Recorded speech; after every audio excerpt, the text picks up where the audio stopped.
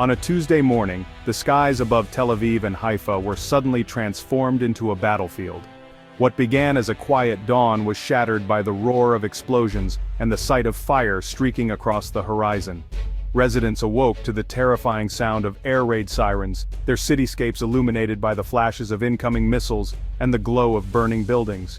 Iran had launched a massive, coordinated missile barrage deep into Israeli territory, targeting not just military installations but also the very heart of civilian life. The attack was unprecedented in scale, with hundreds of projectiles arcing through the night sky, each one a potential harbinger of destruction. The initial wave of missiles overwhelmed Israel's sophisticated air defense systems. Despite the best efforts of the Iron Dome and other interceptors, the sheer volume of incoming fire meant that many missiles slipped through, detonating in densely populated neighborhoods and igniting chaos and panic in the streets. In Tel Aviv, explosions ripped through residential blocks, shattering windows and sending civilians scrambling for shelter. Families huddled in stairwells and underground bunkers, clutching loved ones as the city above them shook with each new impact. The sense of safety that once defined daily life was replaced by fear and uncertainty. Meanwhile, in Haifa, the city's vital port and industrial infrastructure were set ablaze. Emergency crews raced against time, navigating through smoke and debris to rescue the injured and trapped. The economic lifeblood of the city was under direct assault, threatening not just lives but livelihoods. The simultaneous attacks on multiple cities marked a dangerous and dramatic escalation in the conflict. What had long been a shadow war of covert operations and proxy battles had now erupted into open, direct confrontation, with the world watching in alarm as the situation spiraled out of control.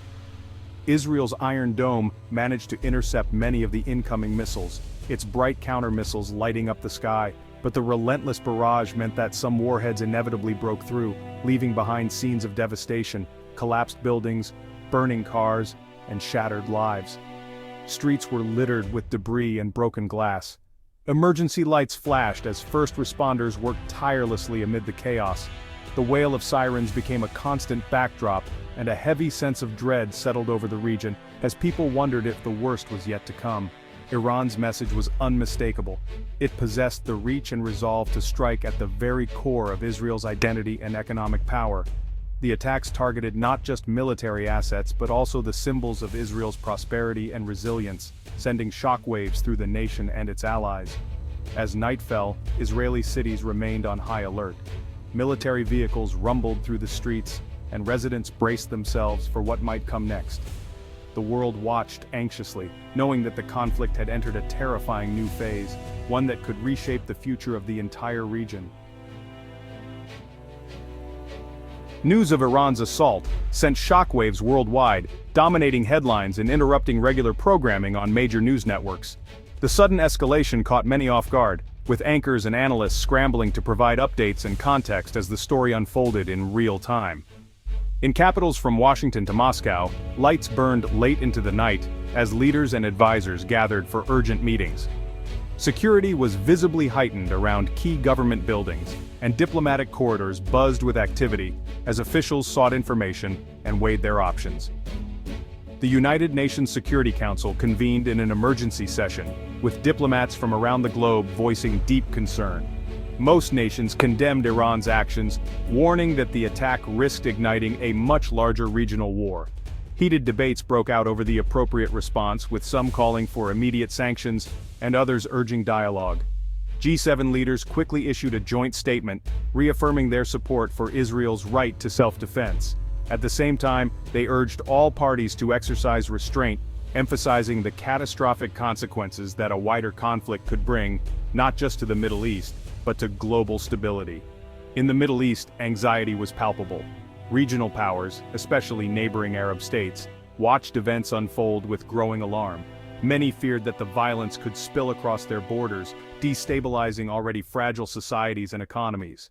Border patrols were reinforced, and leaders held emergency consultations to assess the risks. Behind the scenes, diplomatic channels buzzed with frantic activity. Envoys and ambassadors worked the phones, seeking assurances, clarifications, and possible off-ramps to de-escalate the crisis. Governments scrambled to coordinate their positions and avoid missteps that could worsen the situation. Public statements from world leaders called for calm and an immediate cessation of hostilities. Yet behind closed doors, the reality was far more complex. Long-standing alliances, rivalries, and national interests made it difficult to forge a unified response, and many feared that any miscalculation could trigger a chain reaction. As the hours passed, it became clear that the world's ability to stop the violence was limited. Words and resolutions alone seemed powerless in the face of mounting tensions, and the somber faces of global leaders reflected the gravity of the moment.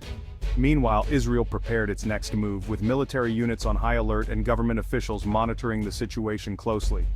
Around the world, leaders watched live news feeds from crisis monitoring centers, their decisions in the coming hours likely to shape the course of events. The pressure for de-escalation was immense, with diplomats and negotiators working tirelessly to find a path back from the brink. Yet the risk of escalation loomed larger than ever, casting a shadow over hopes for peace and stability in the region.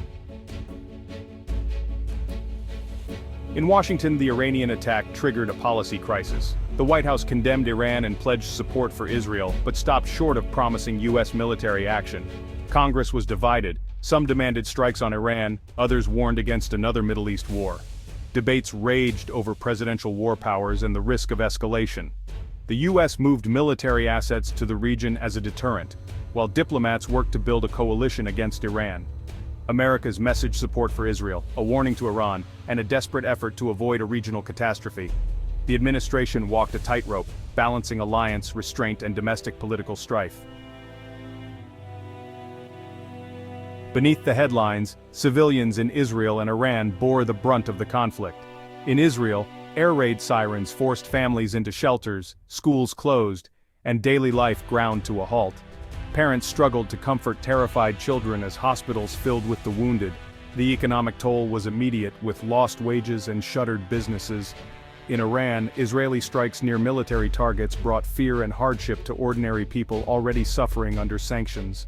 Shortages of food and medicine worsened, and the threat of violence became a daily reality. On both sides, families mourned, tended to the injured, and prayed for peace.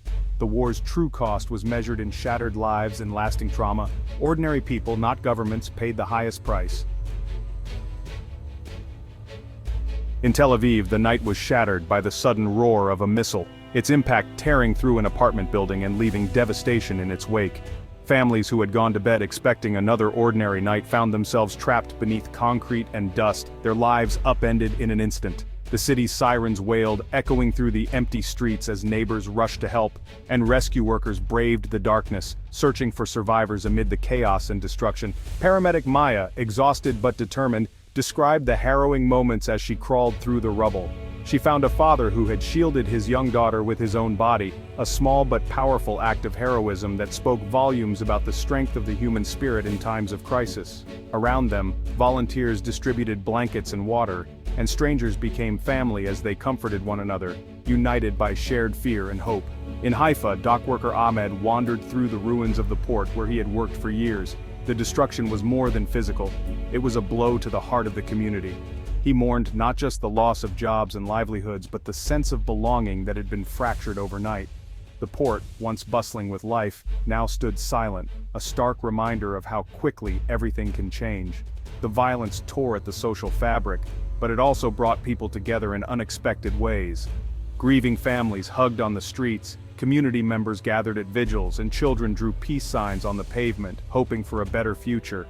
In the face of uncertainty, people found strength in each other, forging bonds that would help them endure the days ahead.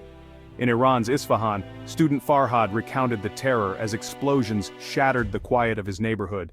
The blasts left homes in ruins and families searching desperately for missing loved ones. Farhad spoke of the fear and anger that gripped his community, emotions that simmered beneath the surface as people tried to make sense of the violence that had invaded their lives. He and his peers felt trapped, caught between a government they distrusted and an unseen enemy that threatened their safety. In darkened rooms, they shared news and rumors, trying to find comfort in each other's company. The uncertainty weighed heavily on them, as they wondered what the future would hold and whether peace would ever return. Across borders, the impact was felt in countless small ways. Mothers comforted frightened children in bomb shelters, shopkeepers worried about dwindling food supplies, and teenagers sat together dreaming of a world without war. Families shared meals in crowded shelters, clinging to routines that offered a sense of normalcy amid the chaos. Even in the darkest moments, hope flickered in the hearts of those who refused to give in to despair. These stories revealed war's intimate devastation, far beyond headlines and statistics. Each shattered home, each tear-streaked face told a story of loss and resilience. Personal belongings scattered among the ruins spoke of lives interrupted, dreams deferred, and the enduring will to survive. The echoes of fear and loss would linger long after the missiles stopped.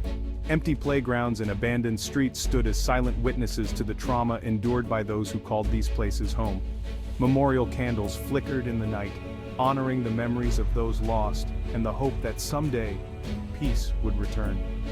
War's true impact was written in the lives of those who endured it. In their faces we see both the pain of loss and the strength to rebuild. Their stories remind us that behind every headline are real people, survivors whose courage and hope light the way forward even in the darkest of times.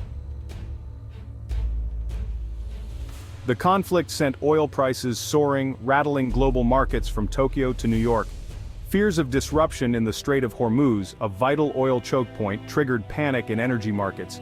Rising prices fueled inflation and threatened economic growth worldwide. Stock markets plunged as investors fled to safe havens. Shipping routes were rerouted, insurance costs soared, and supply chains slowed, affecting goods far beyond oil. Governments scrambled to reassure the public, but anxiety persisted. The crisis exposed how deeply interconnected the world's economies are. The war's shockwaves reached every corner of the globe, not just the battlefield. Iran's missile barrage showcased its reach, but Israel's swift counterstrikes exposed cracks in Iran's defenses. Losses of key assets and personnel strained Iran's military, already stretched by regional conflicts. Inside Iran, hardliners pushed for escalation while pragmatists warned of disaster. The leadership was paralyzed, its image of strength eroding as protests broke out in several cities. Citizens, weary from sanctions and repression, now faced the terror of war. The regime's legitimacy faltered as public anger grew. The war meant to project power now threatened the regime's survival. Iran's internal crisis became as critical as the battle with Israel. The shadow of Iran's nuclear program loomed over the conflict, raising fears of a wider catastrophe. Israel viewed a nuclear-armed Iran as an existential threat, and the war brought this fear to the forefront. The risk of Israeli strikes on Iran's nuclear sites threatened environmental disaster and all-out war. Meanwhile, Iran could use the chaos to accelerate its nuclear ambitions, expelling inspectors and working in secret. The world faced a nightmare scenario, a race to stop nuclear proliferation amid open conflict. Every decision now carried global consequences. The stakes were no longer just regional, they were existential. The war threatened to usher in a new nuclear-armed Middle East. As the initial shock faded, the region teetered on the edge of full-scale war. Calls for vengeance and defiance made peace seem distant. The international community scrambled for a diplomatic off-ramp, hoping to prevent further escalation. Sanctions and security assurances were deployed, but the window for a ceasefire was closing.